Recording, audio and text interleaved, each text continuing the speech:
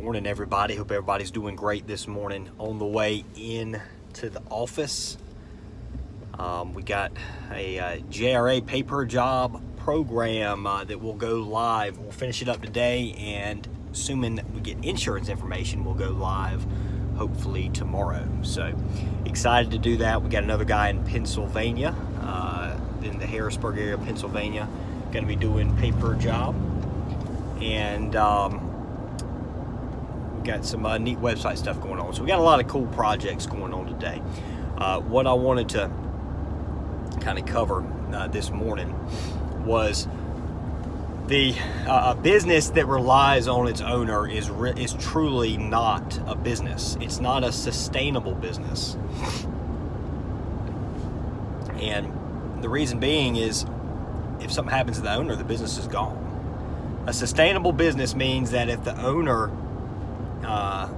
wants to leave town, you ought to be able to leave town, leave for 2 months and come back, and your business be in as good a shape, if not better, than it was the day you left.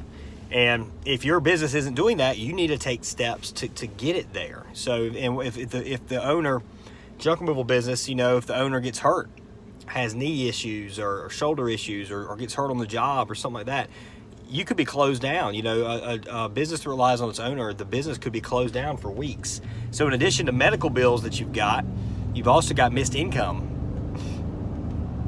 because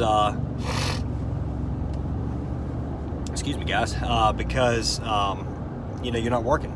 So you need to take the steps to set your business up to where it can run without you. Now, what does that mean? That means when you first get started, unless you're in a position to hire, unless you have plenty of money and you're positioned to take losses and everything, when you first get started, the business will rely on you. You're gonna have to be on the truck, but you need to be looking for people to hire. You need to be training everybody you can, and you need to separate every function of your business needs to be separated out. So what are all am I responsible for when I first get in business? All right, so I'm responsible for taking customer calls, for booking the jobs, for repairing equipment, for doing the jobs, for bookkeeping, for every single thing that's required. What is every single task that's required that I'm currently doing now, or that somebody in the business is doing? When you first start, it's probably all you, maybe you and your wife, maybe you and a business partner, but what is every function of that business, and who is assigned to it? Is it you? Okay, so over time, you need to be turning that over. And the way you choose what you turn over, one of the ways is what am I worst at? What do I least enjoy doing? What can I hire somebody for that can do this better than I can? And sometimes it's not hiring somebody full-time at the start. It could be subbing it out, or it could be hiring a company to do it. For example, bookkeeping. Bookkeeping something at a reasonable cost. You can hire a bookkeeping company to keep up with your books. They're going to do it a lot quicker than you can. They're going to do a better job than you will. So bookkeeping is a good thing to hire out at the start, and that'll save you several hours every week. The jobs themselves, it's not extremely difficult. It's getting harder, but it's not extremely difficult to find good, reliable employees to actually do the jobs themselves. So you got to work with them on getting jobs quoted.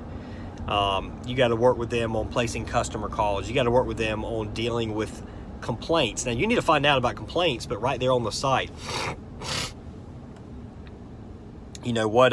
what needs to be taken care of right there on the site. So that's all you always got to be in training mode, constantly training. And sometimes training's tough, because sometimes it's like, man, it's going to take me a lot longer to train you or train this person than just doing it on my own.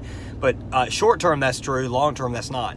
Always have redundancy and backups in place with people, with equipment, with everything, if you want a business that's going to run without you. And guys, it's really going to come down to, you got to get a lot of business to be able to do that. So you have to reach a lot of people. And when you're first starting and you're on the truck, you can't take a day off. If you can run on Sundays, you need to be running on Sundays. If you can't, because of landfills and stuff like that, well, that's, nobody's able to run Sundays. But you got to be working 6 days a week. You got to be on the truck. If a customer calls in with same-day service, you need to take care of them. You got to get out there. You got to take care of them, because that's one customer that's going to lead to repeat business, referral business, and review business right there, guys. So that one customer lifetime value of that customer is thousands and thousands and thousands of dollars if you do it correctly. Even if they only do one job for you, it could still be thousands and thousands of dollars between reviews and referral business. So chances are, if you do a good job, they're going to do more than one job with you too. You got to be hungry at the very start. You can't say no when it comes to turning away jobs. Same day jobs, you got to get to it. I don't care if you work until 10 p.m. at night. Get that business, and that'll allow you to somewhat have the money to hire more people. You're not ever going to have if you have the money to hire somebody else, you've waited too late to hire somebody. So, if your income is way on up and higher than you expect it to be, and you can hire somebody right off the bat, and you can afford that person, you've waited too long to hire. That means you really got to get in there and hire. That means you've missed out on business. So you want to build a great income as a business owner, but you want to build a great life too. You want to build a free life. And that was my goal going into this. I always knew, hey, I can work hard.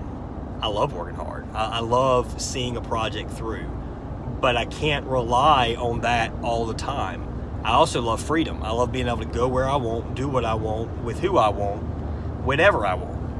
And that takes a lot of work and a lot of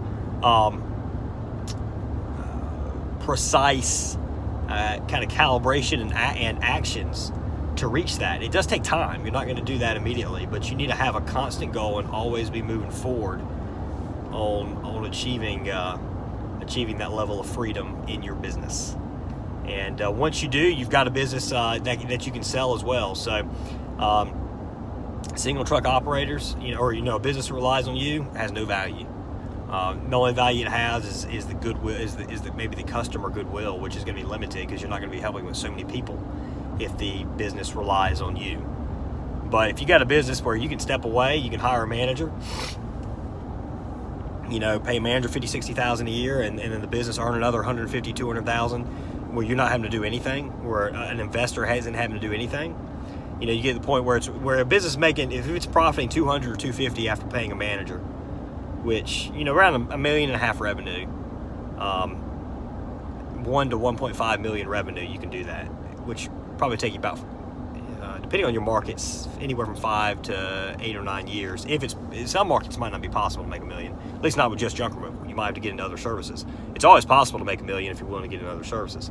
But if you got a business where you're paying yourself a fair salary for what you're doing for managing the business, or you've hired a manager, and that business is making another $200,000, $250,000 a year, you got a business that's worth close to $1 million. If you go out into the marketplace and sell it, you can get almost $1 million for it. So you got something with great value, you got something you can retire on, you got something you can give your kids, you've got a business. Those of you out there that are running a business that relies on you, you own your job. Maybe it's a high-paying job, good for you, but you truly don't have an asset that can be sold, and you don't have something sustainable if you get injured, or you die. Maybe you don't care then, but you lose interest. You want to take a vacation, your income stops at that point. It's not sustainable. We need to build sustainable businesses, so you need to start taking steps to get to that point. If you need help, we're happy to help you. 919-466-9322. Lee@junkremovalauthority.com. But all of you need to do some thinking. Those of you that have businesses that rely on you, what do I need to do to get this thing where it runs on autopilot? Thanks, guys. Everybody have a great day.